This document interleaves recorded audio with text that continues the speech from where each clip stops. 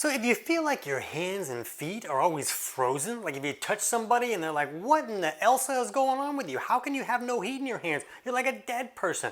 Or maybe you're wearing mittens in June. So a lot of people just feel like, this is just who I am. Well, the reality is that there are things usually going wrong that are creating this issue, and the great news is you can usually take steps to improve that circumstance. So in this video, I'm going to help you understand the most common underlying causes for feet and hands being way too cold and steps you can take to turn it around. Let's jump in. TC Hale is not a doctor and does not claim to be a doctor or licensed in any type of medical field. Don't be an idiot and use anything heard on the show as medical advice. This information should be used for educational purposes only, and you should contact your doctor for any medical advice. Now get off me. So in the description below this video, I'm going to put a link to our video for why am I always so cold? And a lot of the topics when we're looking at cold hands and feet and a person that just feels like they're always cold, a lot of these topics overlap, and there's some issues when it comes to hands and feet really being cold all the time that I really wanted to point out in this video that are usually more specific to this issue than someone who just feels like they're cold all the time. But the first thing that we want to look at is this sympathetic dominance, and what this means is that the body has this autonomic nervous system that runs a lot of the show behind the curtains. Like we don't have to think about breathing, it just kind of happens. And there's two sides. There's a parasympathetic rest and digest side and a sympathetic fight or flight side. And we like to look at our clients' bioindividuality to get an idea of why they're dealing with the issues that they're dealing with, because most symptoms or health problems can have 3, 4, or 5 different possible underlying causes. So instead of just looking at somebody's symptoms, we like to look at the person and figure out what's likely causing it for that person. So an interesting thing about this cold hands and feet is that if we're seeing a client in person, we'll even do this test where we're like, okay, hold my hand and I'd also like to touch your arm at the same time. And we're just trying to feel the temperature of both the hands and that tricep area. And if those hands are a lot colder than the triceps, we view that as a possible marker for someone who's leaning too far on that sympathetic side. The body should move back and forth between the parasympathetic state, our rest and digest state, and this sympathetic fight or flight state as needed. When different circumstances show up, the body should be able to move back and forth. But someone can get stuck in one of those states and it can create a lot of symptoms like this. So we actually use this as a marker. So this is not a diagnostic situation, but when you look at Google and you try and search, okay, what does this sympathetic imbalance have to do with cold hands or feet?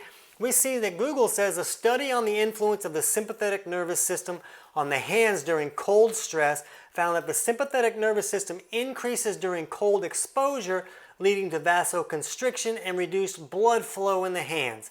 This is part of the body's fight or flight response to cold, which is intended to reduce body loss. However, vasoconstriction can cause tissue damage in the fingers and toes. So basically what they're saying is that when the body is exposed to cold, that fight or flight response will kind of constrict that vascular system or close down those pathways, and more blood will go to the main organs of the body and less to the hands and feet. So it's kind of a survival mechanism where the body is trying to do that. But during that sympathetic fight or flight response, it's constricting that vascular system and less of that blood is flowing to the hands and feet, which can reduce the temperature of that hands and feet. And they go on to say that sympathetic dominance is a state where the sympathetic nervous system is constantly active and the parasympathetic nervous system is unable to slow things down. Symptoms of a sympathetic dominance include cold hands and feet, increased heart rate, and anxiety. So we didn't get this idea from a My Little Pony coloring book. This is in the scientific literature, and we see that Google, the biggest search engine on the planet, is finding that same information.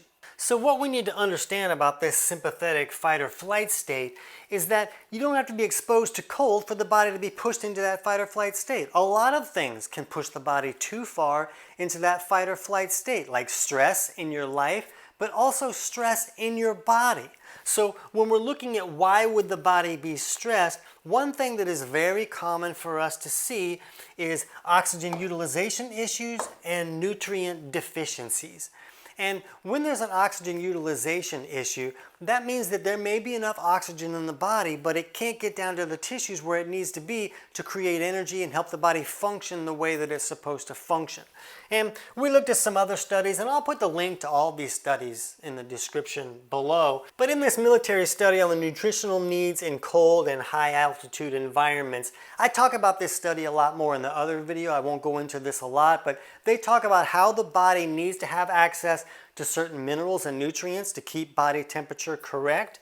And they also talk about how there has to be enough iron, otherwise the oxygen transport systems don't work. And oxygen can't be carried down to those tissues where it needs to be. And in order to burn energy or to burn anything, we need oxygen. Like if you just put a blanket over a fire, it can't burn because you're not having any oxygen there available. And the body's the same way. So some really simple things that you can just do at home is you can look at your blood pressure to determine what's called your pulse pressure. So to figure out what your pulse pressure is, we look at our systolic blood pressure number, which is that top number, and we subtract the diastolic number, and that gives us a pulse pressure. So we use this as a marker to figure out, is a person leaning way too far on this sympathetic side? And it appears that if someone has a pulse pressure that's higher than 46, then that's often a sign that they're too far on that sympathetic side. But another thing to look at, because a lot of people that I see with this cold hands and feet issue don't have a pulse pressure that high. But when you look at their breath rate, it's giving us indications that oxygen is not being utilized correctly. So you can just set a timer on your phone for 60 seconds and count the number of inhales that you take in that minute. And if the number of inhales that you take is lower than 12, then that's a sign that the blood is leaning a little bit too far on that alkaline side, and what's called the Bohr effect is kicking in, and that lets us know that it kind of holds the oxygen in the blood and doesn't allow it to get down to those tissues. So when we're looking at these things, we can get an idea of where our body chemistry is. So what I see with my clients is usually they have a lower blood pressure, and we're going to talk about that in just a second. And then when you see that pulse pressure, it might be lower, but when you divide the breath rate into the pulse pressure, so if someone had a breath rate of like 8 and they divide that into a pulse pressure of like 30, then that number, if that's higher than 3, that's a strong marker that someone's leaning too far on that sympathetic side. And it appears that these issues, like an inability to use oxygen correctly, push the body into this stressed state. Like, what am I going to do? I can't use oxygen correctly. It pushes it into that fight or flight state to change how the body's operating to optimize for survival in that circumstance. So when we look at why these things might be coming about, one thing that's important, we talked about these iron deficiencies, and B12 can be another one that can restrict a lot of the body's ability to regulate body temperature. But it's often about, are you having digestive symptoms? And if you're having any digestive symptoms at all, that's a sign that your digestive process is not working correctly and you can't pull all the minerals and nutrients out of the food that you're eating. Things like this iron and B12 and other nutrients that are important for the body to function correctly. So it's usually about that, but if a person can fix those digestive malfunctions, then all of a sudden the body can bring the nutrients in that it needs, and the body's not freaking out anymore. It's not in this stress state of, what am I going to do? How am I going to operate when I don't have the nutrients coming in that I need for this body to function correctly? It really can push the body into that sympathetic fight or flight state. And these other studies, when we look at the associations that they see, and there's this circumstance called CHHF, or cold hypersensitivity of the hands and feet. And this study here about the associations between that issue and other chronic diseases, they say that the CHHF group showed a higher frequency of the following diseases: anemia, hypotension, which is low blood pressure, chronic gastritis, reflux esophagitis, chronic rhinitis, dysmenorrhea, and gastroduodenal ulcers. And an interesting thing about all these things are, these are things that we see when blood pressure is not working correctly. Anemia is not bringing enough iron in. You need the digestive process working correctly to bring in iron. They say that dysmenorrhea is very common, which is crazy menstrual cramps. And this was actually the first thing that I became popular for, is I helped this girl fix her menstrual cramps that were debilitating. She couldn't leave her house for 3 or 4 days every single period that she had, because her cramps were so severe.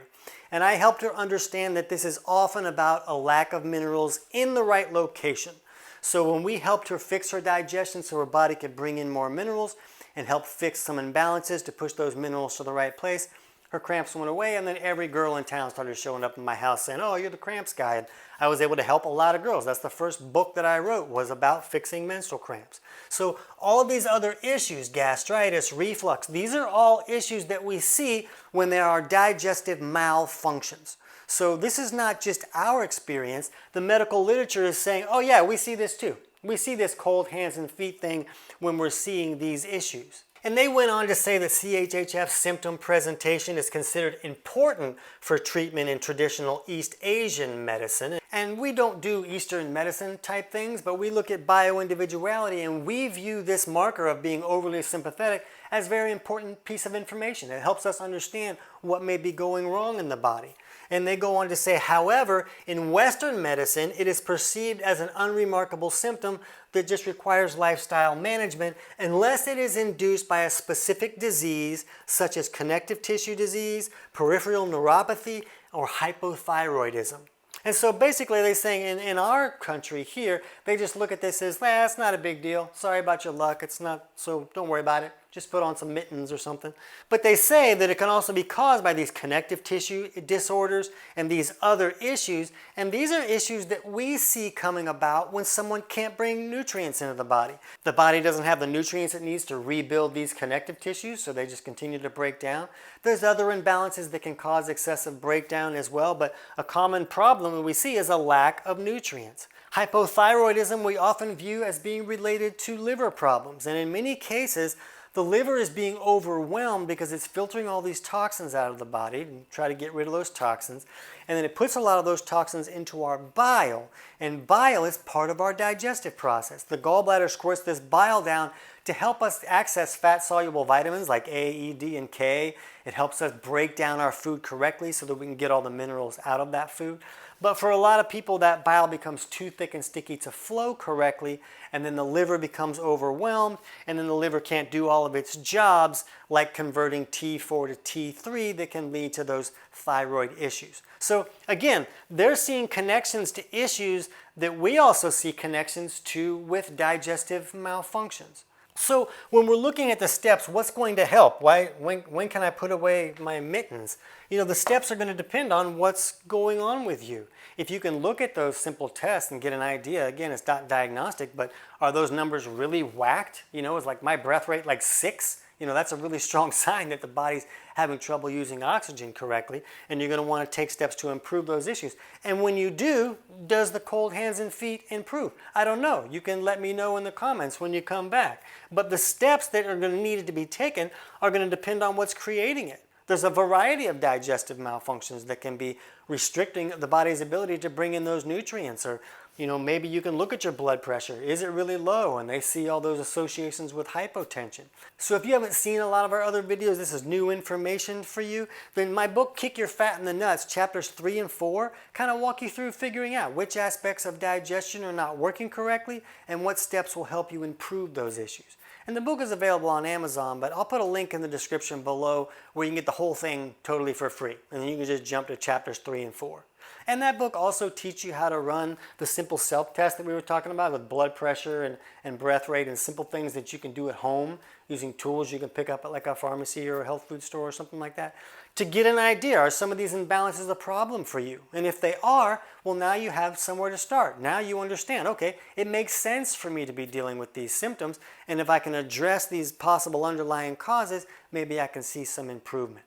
So I hope that helps you find some answers, but right now if you want to dig deeper into this type of topic and some of those other studies that we talked about, you can jump over and check out that video on why am I always so cold, and that may give you some other insights that we didn't talk about here. I can't wait to hear about your results.